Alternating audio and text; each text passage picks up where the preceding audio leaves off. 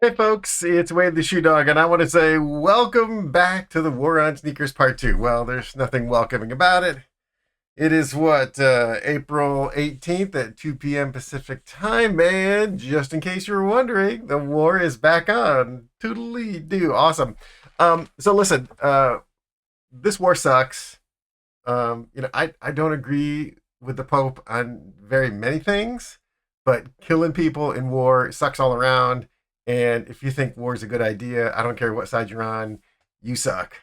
And but this is all getting in the way of the goal, which is to deliver high quality, economically efficient footwear with value, so the people of the world don't have to walk around barefoot. Okay, this is the point. Footwear is transportation. We all need shoes for health and safety and everything. And anything that gets in the way of us shoe people delivering shoes to people sucks. So, uh, again, this is part two. And what I want to do is follow up on a couple of comments that folks made over on LinkedIn, and bless you all for reading the article. And but I'm gonna take issue with a couple of things here. So, quickly, footwear, of course, is modern performance footwear. It's made out of plastic. There's no substitute getting around that. And the other issue we have here is that it's not just plastic. I'm gonna turn that off. That's disturbing me. It is energy. Okay, so because we have to, everything that is in a shoe has to be taken from someplace else, moved to the shoe factory, processed, assembled, and turned into shoes, and then shipped out. Whether it's across town or across your country or in this global world of supply chain around the world. So it's not just that the shoe is made out of plastic, it's just that it is energy. And whether the shoe is made out of leather, which takes a ton of energy to process, or it's made out of bio-based cotton, hemp, anything. How do you make cotton? You put energy into the fertilizer, energy into the farming, energy into the transportation, energy into the weaving, processing, dyeing.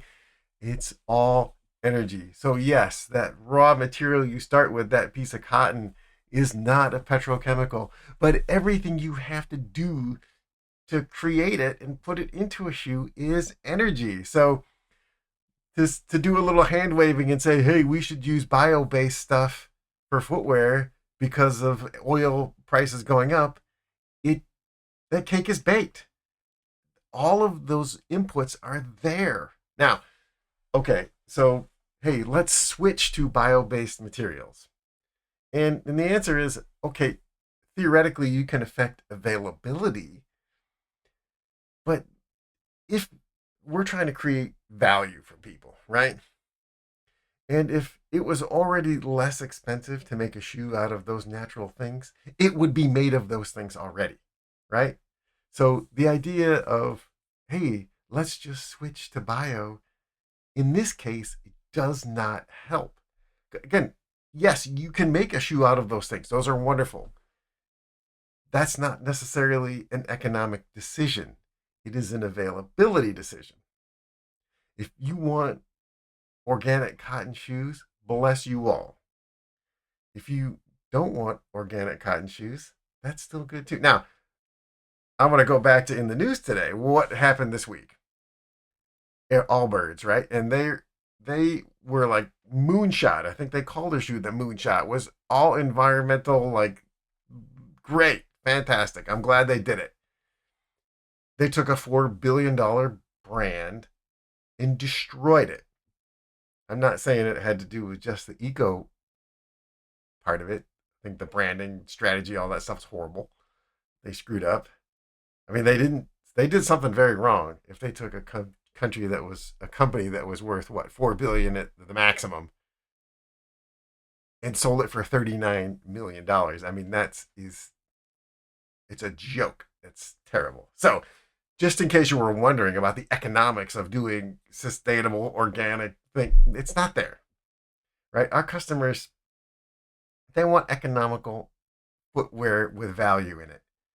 And they will pay, yes, of course, people will pay more for a more economically or a environmentally sustainable shoe, and the maximum is not quite 20%, right? If you're asking people to pay a little bit more than that, they're not going to go for it. Now, if inflation is up and they're already paying a little bit extra for everything, I'm not sure that they're going to make that choice. Now, hey, of course, I live in Carlsbad, California, and I make a whole ton of money. I have a very comfortable life. I can afford to pay extra. I don't buy shoes at Walmart, right? But if you are buying shoes at Walmart, you're in, you're stuck. You know, there is no like, I want to make it out of bio-based and that'll save the world. It's going to make it more expensive. Okay, so I get, hey, this is all soapbox. You're here to listen to me talk about it. Um, so I'm gonna scroll through and look at some other comments here. Yeah. Oh yeah. Okay. So here's a comment, and this is from a footwear factory owner in China, and he's saying that some of his raw materials already increased 15 to 20%. Now, here in California, we look at the gas pump and we see the price went up. Bless us all for getting into this circumstance. Now, of course, we can pay a little bit more for gas, fine, but our shoes are not made here, right? We have to think about where our shoes are made. And if you look at the top 5 shoe producing countries, right? And what are they? China is about 54%. And then you have Indonesia, India, Pakistan, Vietnam. That's the top 5.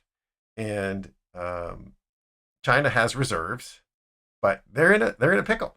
Yes, they've got great solar. They're building nuclear, coal. Those are all great things. You cannot make a shoe out of coal. So you're going to need those chemicals. Now they have a decent supply, but it's going to hit soon.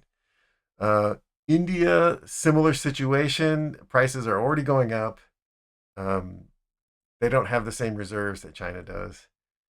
Indonesia, Pakistan, Vietnam are getting clubbed right away. Now, businesses in Indonesia aren't seeing the increases right away because there's some subsidy, but that's going to end soon because the rubber meets the road, and there's only so much stockpile. So, me personally, for Shoemakers Academy, we're developing some new products right now, and I asked my supplier, "Hey, we're not ready to order yet, but I want to do some calculations. Tell me the price of this outsole that we're working on."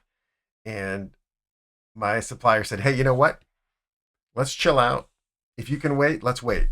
Because right now, as of today, I'm going to quote you a price way up here, which, if you don't need it now, so just calculate based on the old price, and let's pray that the price goes down." So now that's hitting my pocketbook.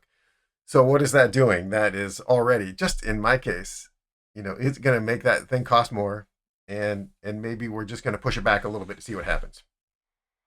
Right? So now okay, let's see.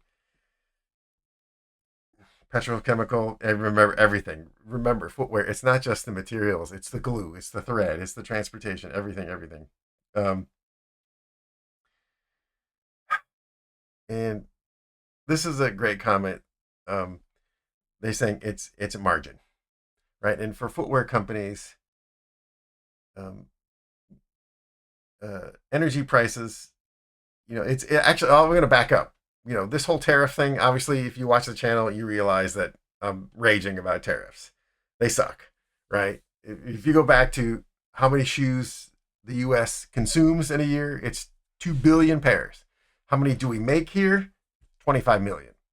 So if you do the math, that's a factor of 750 times we'd have to grow our industry to meet that appetite. And the answer is it's never going to happen. So footwear companies, they're going to take it on margin. Now, they can't take, footwear companies are not just going to eat it. Okay. They ate the tariffs, right? I know for my company, we just sucked it up. We think it's a irrational trade policy. It makes no sense. If you're buying shoes in China, in South America, in Brazil, why, come on. This is ridiculous.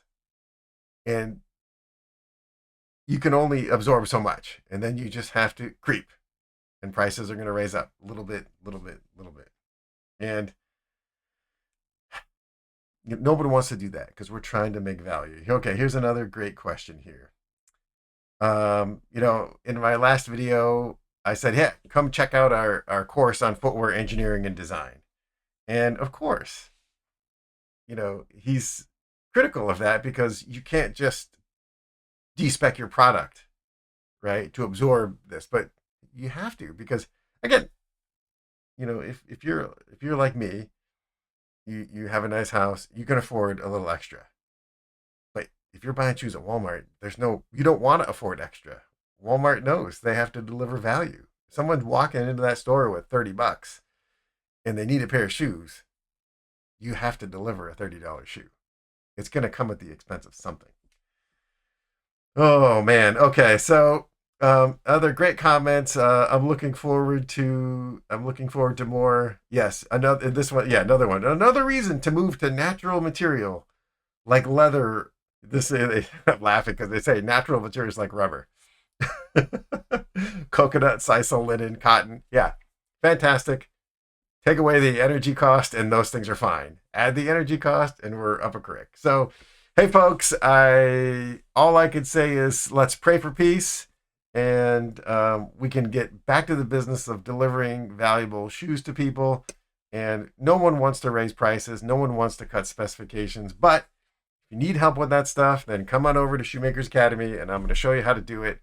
And again, don't stop your projects. We have to be ready because when sanity prevails and people sit down and have conversations and trying to stop killing each other, we're going to get back into the business of providing footwear to people. So we got to be ready. So come on over to Shoemakers Academy and peace.